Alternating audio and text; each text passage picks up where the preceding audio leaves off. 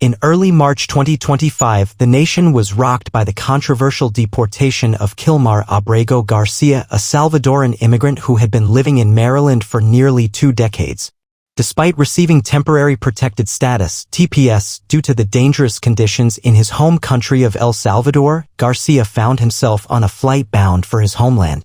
A decision that would spark national debate over U.S. immigration policy. The deportation, what went wrong? Kilmar Abrego Garcia's deportation came as a shock to both his supporters and legal experts alike. He had been living in the United States under TPS since 2019, a status granted to nationals of certain countries facing turmoil, which typically protects individuals from deportation. Garcia's case, however, took an unexpected turn when Immigration and Customs Enforcement (ICE) officials claimed that he was erroneously removed due to a clerical mistake in the paperwork. ICE's actions sparked a firestorm of outrage as news of the deportation spread. For many, the idea that a person who had been granted protection under U.S. law could be removed due to an administrative error seemed like an appalling oversight. Worse, reports began to surface suggesting that ICE had actually known about the error well before the deportation took place.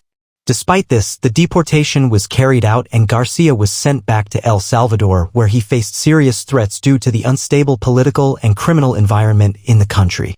Leavitt's reaction, defending the deportation.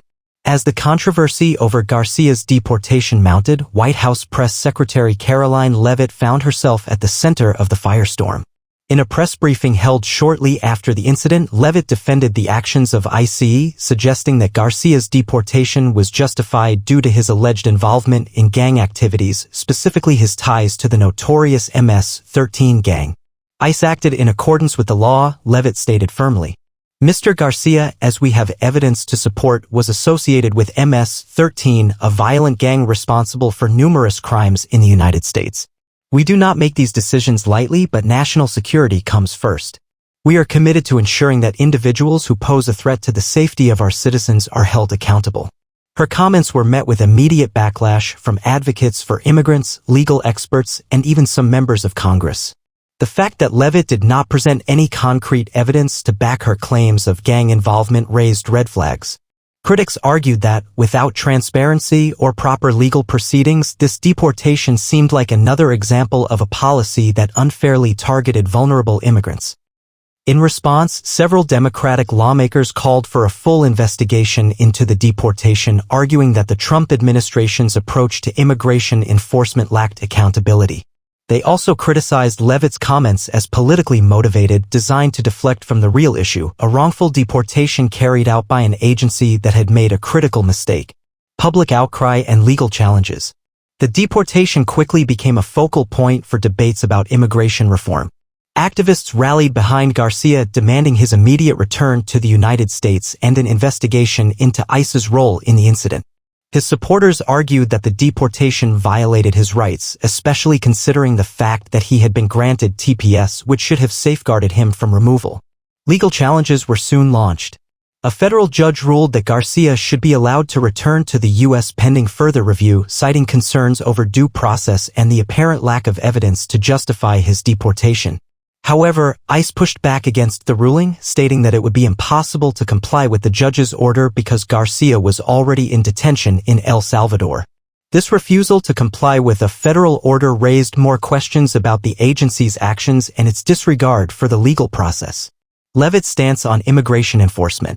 As the legal battles unfolded, Leavitt continued to defend the administration's actions. She emphasized the broader context of the Trump administration's America First approach to immigration, which had been characterized by a hardline stance against illegal immigration and criminal elements within immigrant communities. Leavitt's defense of the deportation was consistent with the administration's ongoing efforts to tighten enforcement and remove individuals deemed a threat to public safety.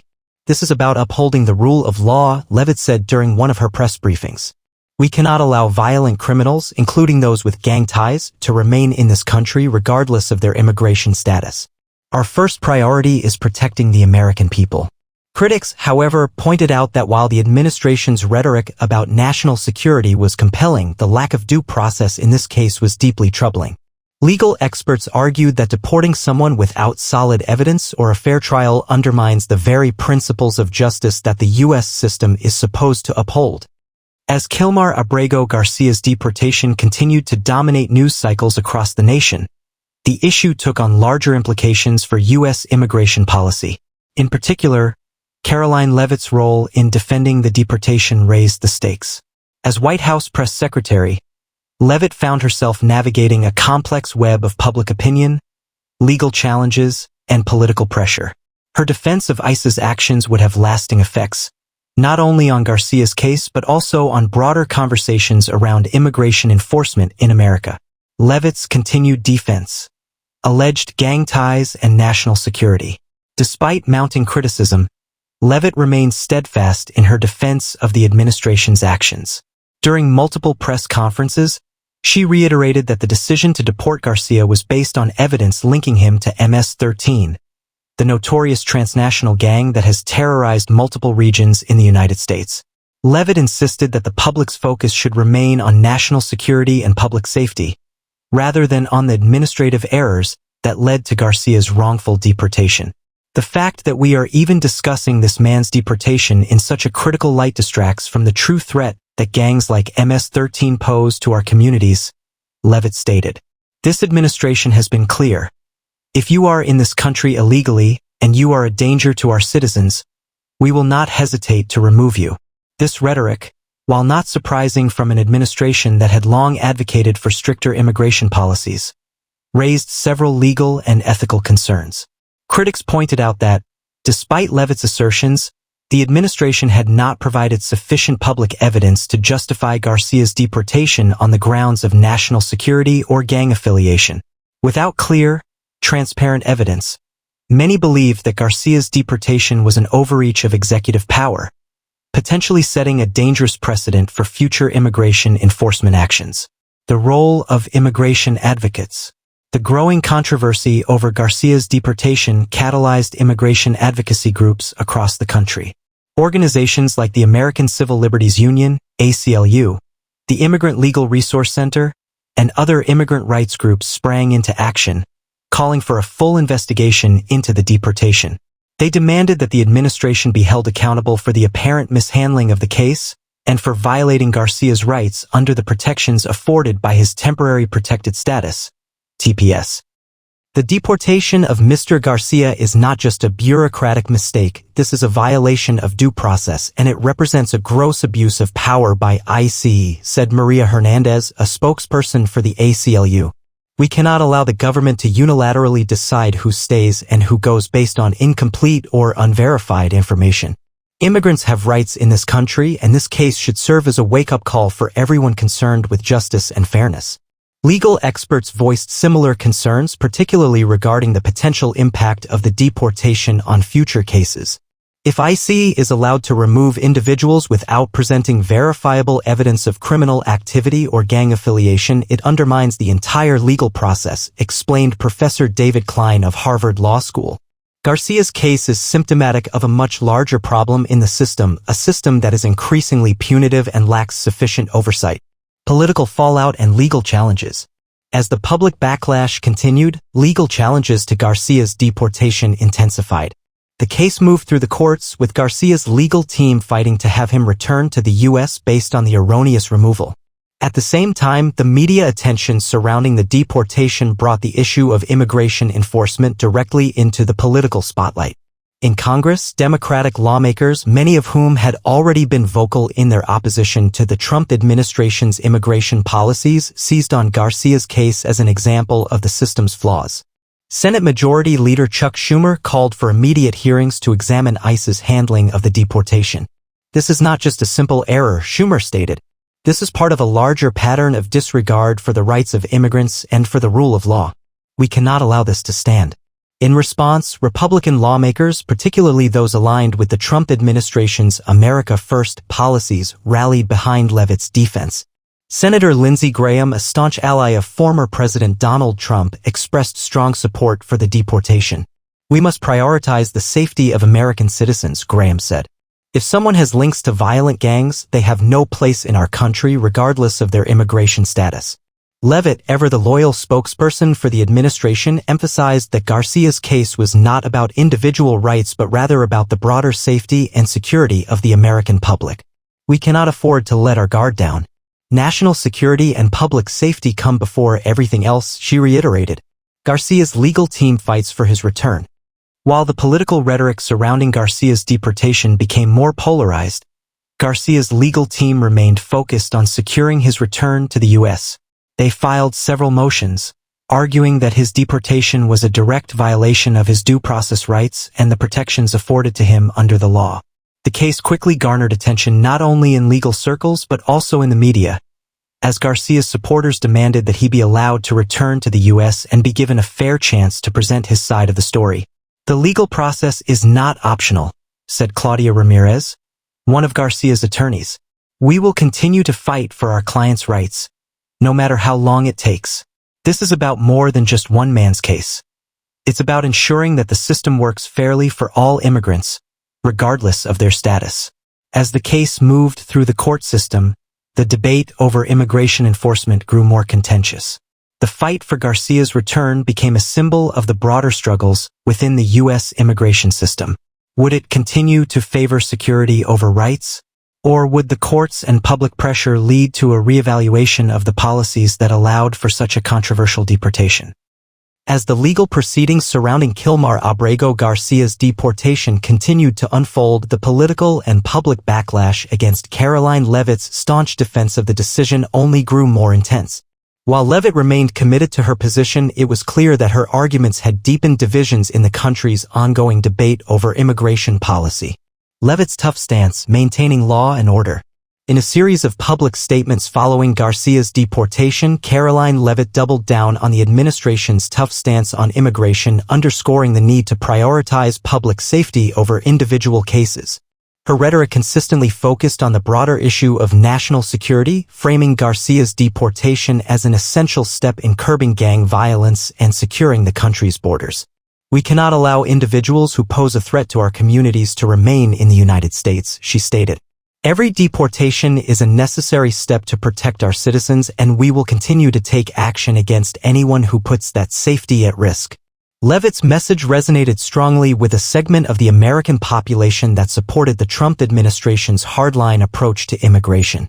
These individuals viewed the deportation of Garcia as an example of the government taking decisive action against illegal immigration and criminal elements. For many, the idea of keeping dangerous individuals out of the country was a priority regardless of any procedural errors or questions about the fairness of the process. The rise of immigration advocacy groups. However, as the case continued to gain national attention, immigration advocacy groups ramped up their efforts to challenge both the legality and the morality of Garcia's deportation. The ACLU, the Immigrant Legal Resource Center, and other civil rights organizations argued that the decision to deport Garcia violated his fundamental rights as an individual who had been living in the U.S. legally under TPS. They claimed that the deportation was based on faulty intelligence and insufficient evidence, with no due process given to Garcia before he was sent back to El Salvador. Leavitt's statements are a reflection of a broader pattern within this administration of disregarding the rights of immigrants, said Ivana Nunez, a senior policy advisor at the Immigrant Legal Resource Center. The notion that deporting someone without proper evidence and due process is somehow justifiable under the guise of public safety is a dangerous precedent that undermines the principles of justice and fairness. Legal experts argued that, by defending the deportation without clear proof of criminal activity or gang affiliation, Leavitt was essentially advocating for a policy that allowed for the removal of individuals without proper legal protections. This case should not just be about Kilmar Abrego Garcia.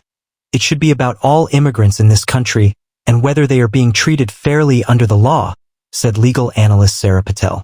What we are seeing here is a breakdown of the legal framework that is supposed to protect individuals, especially those who have been granted temporary status. The media scrutiny of Leavitt's role. As the backlash grew, media outlets began to scrutinize Karoline Leavitt's role in the controversy, focusing on her lack of transparency and the absence of any definitive evidence that Garcia posed a threat to U.S. national security. In multiple interviews, Leavitt was pressed about the specifics of Garcia's alleged gang ties. Despite her assertions, She was unable to provide any concrete proof that Garcia had been involved with MS-13 or any other criminal organizations, leading some to question whether the administration had exaggerated the severity of his alleged activities to justify the deportation. The scrutiny only intensified as more details about Garcia's life in the United States came to light. Friends, neighbors, and co-workers described him as a hard-working, law-abiding individual who had been contributing to his community for years. There was little evidence to suggest that Garcia had any significant criminal background, much less ties to a violent gang. This raised serious doubts about the legitimacy of the government's claims. In one particularly tense exchange with a reporter, Leavitt was asked whether she would apologize for the deportation if it turned out that Garcia had been wrongfully deported. Her response was unequivocal. The law was followed, and national security is paramount. We are not going to apologize for enforcing the law. This statement was met with a wave of criticism, with many accusing her of being overly rigid and indifferent to the human element of the case. Public opinion divided on immigration enforcement. Public opinion on the issue remained deeply divided, with polls showing that Americans were split on the handling of Garcia's deportation. While a significant portion of the population agreed with Leavitt's position that the deportation was necessary to protect national security, another sizable group felt that the deportation was unjust and that due process had been violated. A nationwide survey conducted by the Pew Research Center found that 58% of Americans supported stricter immigration laws, but 45% also believed that the deportation of individuals without clear evidence was unjust. The division highlighted the complexity of the immigration debate in the U.S. As tensions rose, the story of Kilmar Abrego Garcia became emblematic of the broader challenges facing the country's immigration system. Political and legal repercussions. The political fallout from the controversy extended beyond the White House press briefings. Democratic lawmakers in Congress seized on the issue to further their calls for comprehensive immigration reform. Senator Elizabeth Warren, a vocal critic of the Trump administration's immigration policies, introduced a bill that would prevent the deportation of immigrants under TPS status without thorough legal reviews and judicial oversight. We need to ensure that the rights of immigrants are protected and that any deportation decision is made with full consideration of the facts, Warren said during a speech on the Senate floor. On the other hand, Republicans doubled down on their support for Leavitt and the administration's tough stance on immigration. Senate Minority Leader Mitch McConnell reiterated the need for strong enforcement of immigration laws, warning that a lack of action would send the wrong message to those seeking to enter the U.S. illegally. As legal challenges to Garcia's deportation continued, the case became a focal point in the 2024 election cycle, with both political parties using it as an example of the stakes involved in shaping the future of U.S. immigration policy. While Garcia's fate hung in the balance, the larger questions about fairness, due process, and the role of immigration enforcement remained at the forefront of the national conversation. As the story of Kilmar Abrego Garcia's deportation continued to unfold, the legal battle to reverse his removal from the United States escalated. His legal team worked tirelessly to mount a defense, not just for Garcia, but for the broader principle of immigrant rights. The case quickly became a symbol for immigrants across the country, highlighting the growing tension between enforcing immigration laws and ensuring the due process protections guaranteed under the U.S. Constitution. Garcia's legal team goes to court. Garcia's legal team, led by a coalition of pro bono attorneys, filed several motions to challenge his deportation. Their primary argument was that the deportation violated Garcia's due process rights under the Fifth Amendment, which guarantees equal protection under the law. They also argued that his deportation was unlawful because of the lack of transparent evidence linking him to any criminal activity or gang affiliations. Garcia's attorneys pointed out that his temporary protected status, TPS, granted due to the ongoing violence in El Salvador, had been abruptly revoked without adequate explanation. One of Garcia's lead attorneys, Claudia Ramirez, addressed the court, stating the actions taken by ICE were not just a mistake. They were a violation of the fundamental rights of an individual who has lived and worked in this country for nearly 2 decades.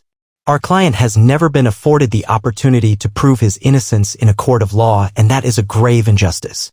In response to these claims, the U.S. Department of Homeland Security, DHS, filed a motion to dismiss the case, arguing that the deportation was lawful under the current interpretation of immigration law.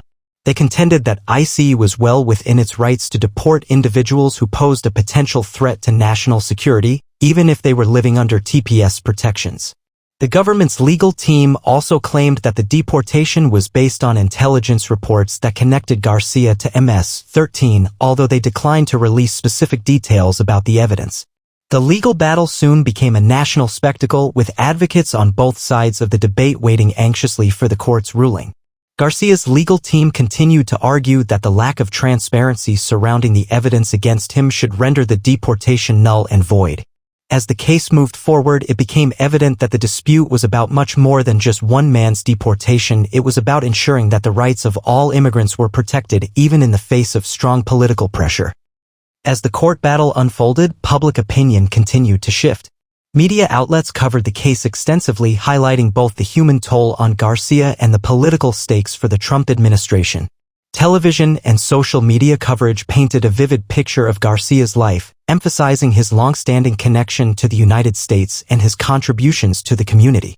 Friends, family, and co-workers were interviewed, all speaking to his character and his positive impact on those around him. Several high-profile activists, including celebrity figures and civil rights leaders, joined the call for Garcia's return.